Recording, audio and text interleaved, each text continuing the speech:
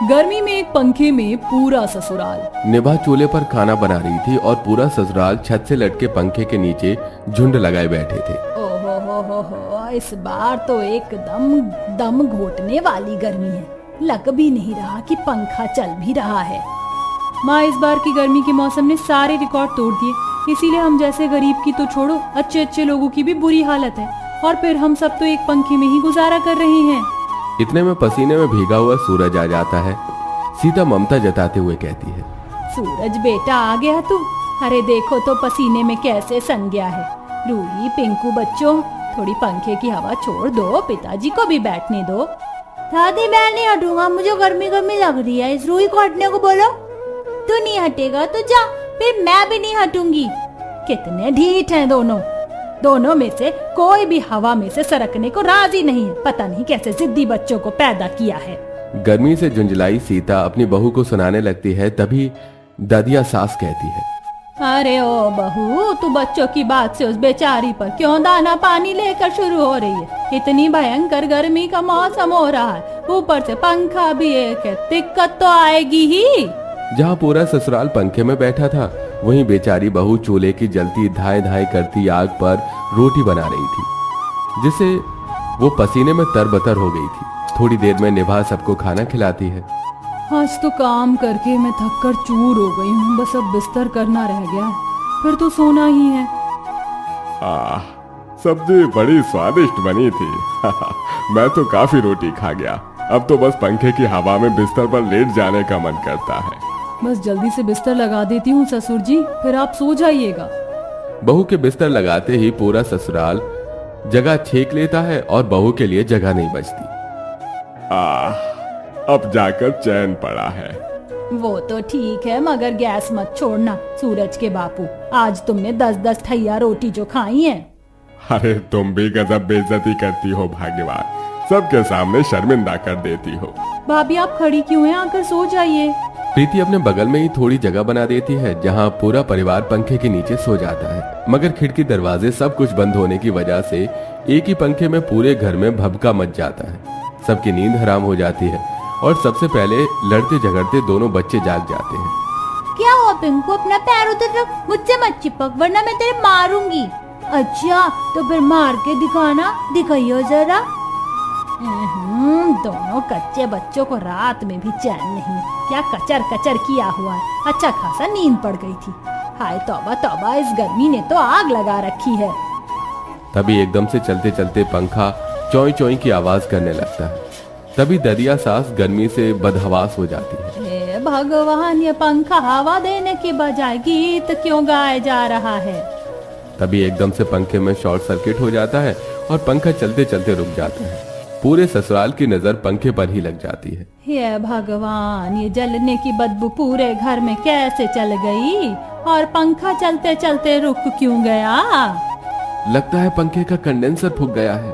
हे भगवान, बगैर पंखे के तो इतनी गर्मी में सोना भी मुहाल हो जाएगा। अरे बहू, कम से कम खिड़की दरवाजे ही खोल दे, ज्यों ही बाहर से थोड़ी ठंडी हवा तो आएगी। जी माँ जी।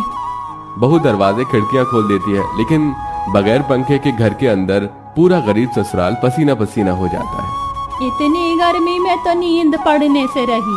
अरे बहू, ले चल बाहर बिस्तर, चार दीवारी में दम घोटू गर्मी हो रही है, सांस भी नहीं आ रही। गर्मी से बेहाल पूरा ससुराल सोने के लिए बाहर आंगन में आता है।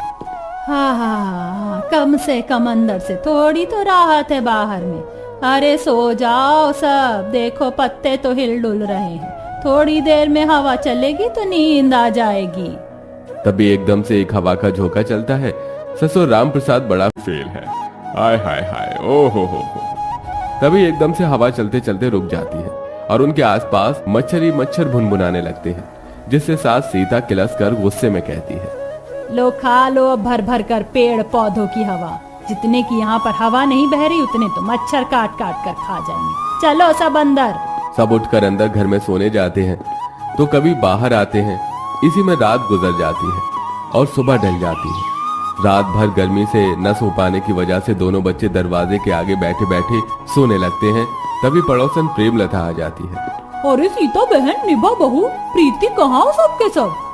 प्रेमलता आंटी जी, आप? हाँ ये लो लड्डू खाओ लड्डू।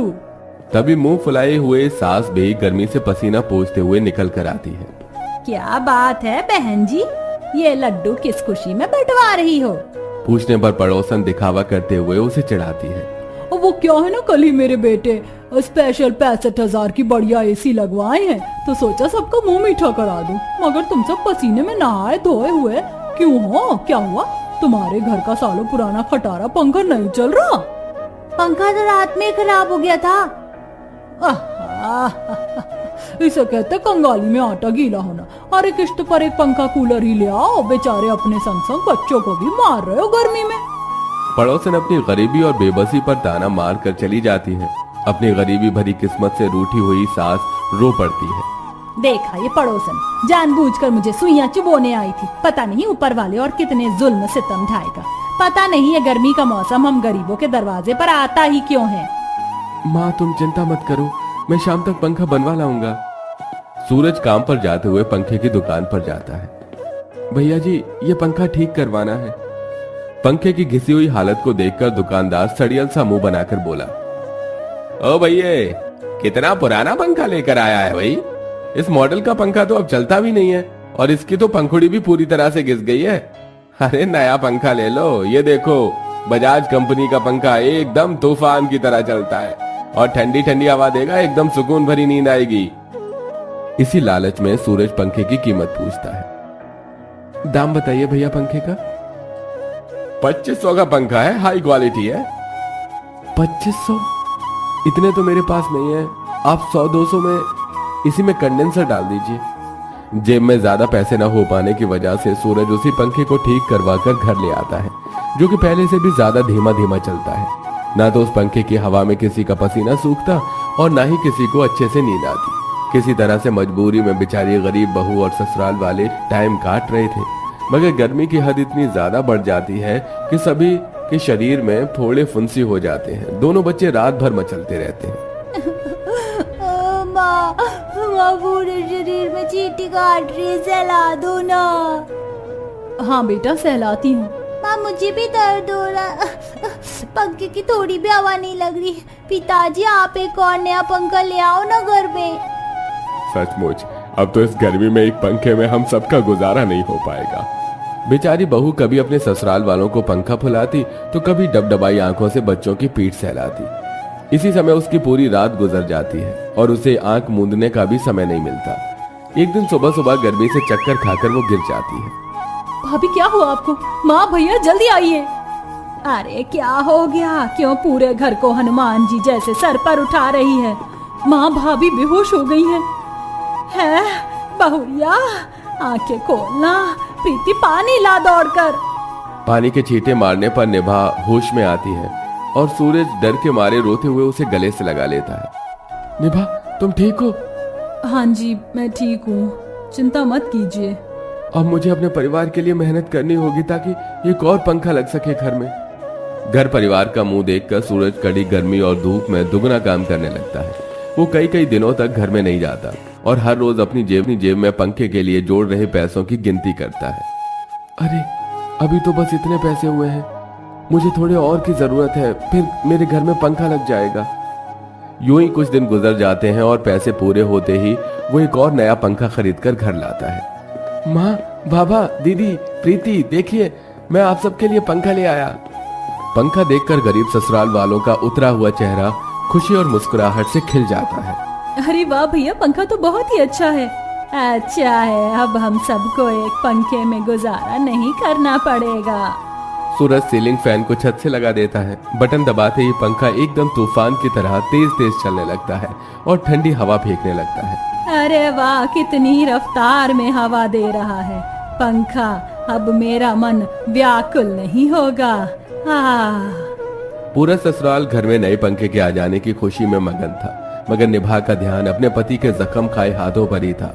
उसने रोते हुए कहा, एक पंखा लाने के लिए आपको कितनी मेहनत करनी पड़ी जी, कैसे हाथ पांव हो गए हैं। अरे तो क्या हुआ निभा, घर के बेटे को परिवार के लिए धूप में थोड़ा तो तपना ही पड़ता है। मैं ठीक हूँ। अब गरीब ससुराल में से एक पंखे की समस्या टल चुकी थी। जहाँ आधा ससुराल एक पंखे में सोता तो बाकी का आधा ससुराल दूसरे पंखे में। जिससे सबको बराबर हवा लग पाती थी।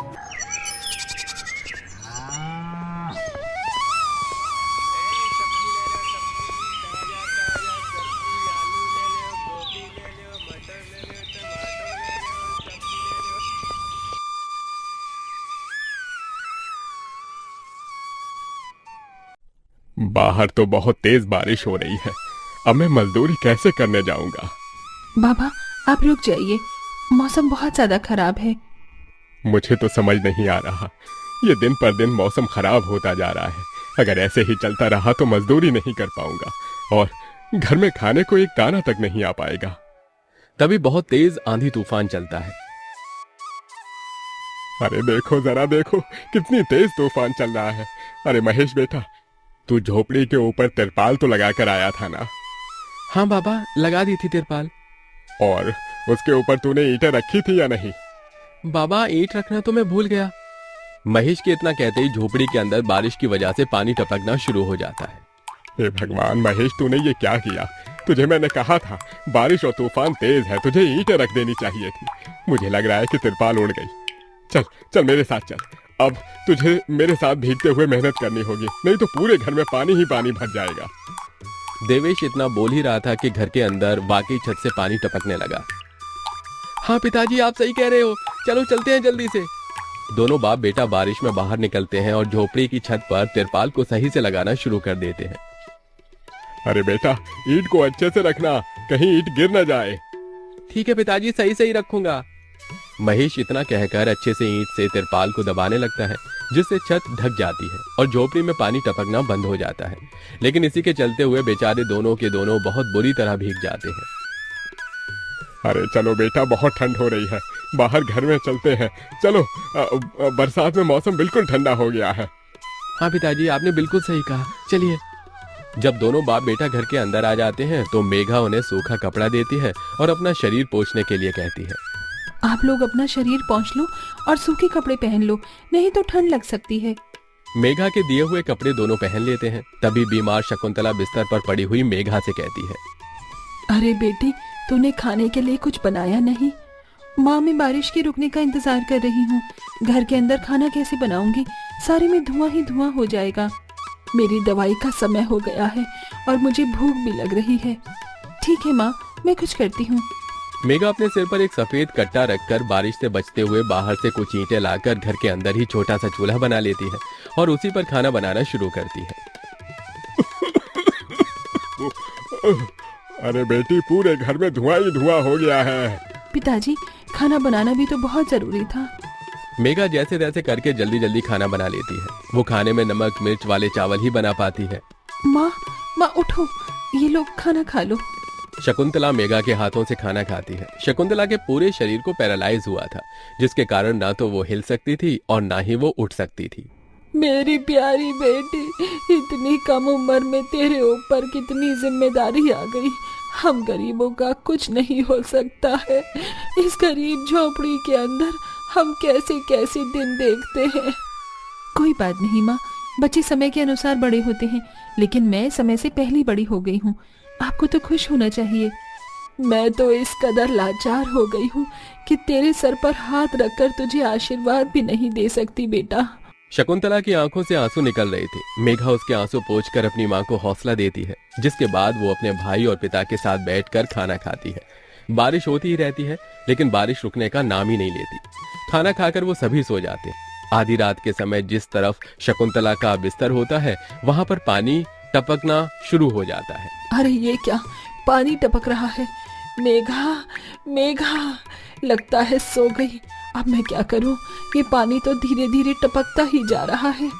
शकुंतला रात भर अपने ऊपर टपकते हुए पानी को ऐसे ही झेलती रहती है, जिसकी वजह से सुबह तक उसके पूरे शरीर में बुखार फैल जाता है। अरे ये क्या माँ, आपको तो बहुत ही बुखार हो गया है।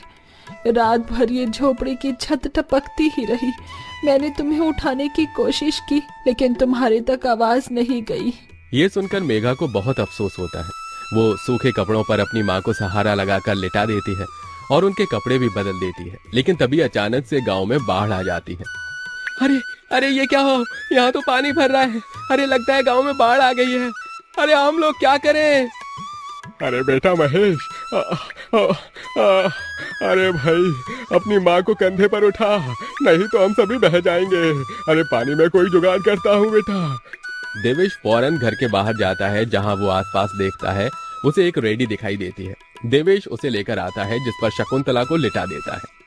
अरे चारों तरफ पानी पानी हो रहा है, हमें अब यहाँ से जाना होगा, नहीं तो पानी में हम डूब जाएंगे। तभी अचानक से उनकी झोपड़ी पानी में डूबकर बह जाती है। हमारी झोपड़ी चली गई। बेटी, अब हमें भी यहाँ से चलना होगा। तुम्हारी माँ को यहाँ से किसी ऊंचे स्तर पर लेकर जाना होगा। देवेश, महेश और मेघा तीनों शकुंतला को रेडी के साथ वहां से ऊंचाई पर लेकर जा रहे होते हैं, लेकिन पानी बहुत ज्यादा होने की वजह से रेडी का संतुलन खराब हो जाता है और वो पानी के साथ बहने लगती है।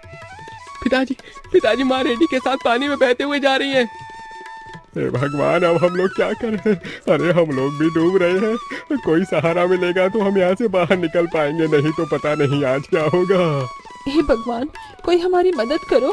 हे ऊपर वाले, कुछ तो करो। तभी मेघा को एक बड़ी सी लकड़ी का सहारा मिलता है। वो उस लकड़ी के सहारे अपने पिता और भाई को भी बचा लेती है, जिसके बाद वो तीनों लकड़ी के सहारे तैरते हुए एक ऊंचे स्तर पर पहुंच जाते हैं, जहां पर काफी लोग होते हैं। हे भगवान, मेरी 8 साल की बेटी थी, कहीं नजर नहीं आ रही। इस बाढ़ के कारण वो पता नहीं कहां पानी के साथ ही बहती चली गई। वहां सभी अपने परिवार को लेकर दुख में थे और यहाँ मेघा, देवेश, महेश तीनों शकुंतला के लिए फूट फूट कर रोने लगे थे। मेरी माँ पता नहीं कहाँ चली गई, पता नहीं किस हाल में होगी वो। क्या वो अभी जिंदा होंगी या नहीं? तुम ये कैसी बातें कर रही हो? हौसला रखो, सब कुछ ठीक हो जाएगा। माँ वापस आएंगी। ये देखो, सरकारी लोग हमारी मदद कर रहे हैं, बिछड़े हुए परिवार के सदस्यों को ढूंढ कर ला रहे हैं। महेश, मेघा और देवेश तीनों शकुंतला की राह देखते ही रह जाते हैं, लेकिन सरकारी आदमियों को भी शकुंतला की न तो लाश मिलती है और न ही उसका कोई अता पता, जिसके कारण अब उन्हें यही लगता है कि शकुंतला दुनिया में नहीं रही। इतनी बारिश हो रही है, माँ का तो कुछ पता नहीं। अब हमें हमारे लिए कुछ करना होगा। तुम सही कह रही हो बेटी, अब हमें कुछ न कुछ तो करना ही होगा। देवेश और महेश दोनों बाप बेटे जंगल से लकड़ियां इकट्ठी करके वहां झोपड़ी बनाने की कोशिश करते हैं, लेकिन बार बार बारिश के पानी की वजह से उनकी झोपड़ी बन ही नहीं पाती। बारिश बहुत जोरों से हो रही है, मैं यहाँ वहाँ से पन्नियां इकट्ठी करती हूँ। मेघा पन्नियां इकट्ठा करती है और उन्हें जोड़कर तैयार करती है, जिसे वो अपने पिता और भाई के ऊपर रखकर उन्हें बारिश से बचाने की कोशिश करती है। और इसी के चलते महेश और देवेश झोपड़ी बना लेते हैं और उसमें वो सब रहने लगते हैं। चलो, हमने जैसे तैसे करके अपने लिए मजबूत झोपड़ी तो बना ली। काश माँ और मिल जाती तो अच्छा होता। मेघा अफसोस करते हुए रो रही थी कि तभी उसे झोपड़ी के बाहर से अपनी माँ की आवाज आती है। मेघा, महेश, कहाँ हो तुम दोनों? मेरे बच्चों, कहाँ हो तुम दोनों? मेघा, ये तो माँ की आवाज है। मेघा जैसे ही झोपड़ी के बाहर आती है, वो बारिश में भीगते हुए अपनी माँ को खुद अपने पैरों पर चलकर आते हुए देखती है। माँ, आप चल सकती हो, आप हिल सकती हो, आप खड़ी हो सकती हो। ये सब कैसे हुआ? ये तो एक चमत्कार है।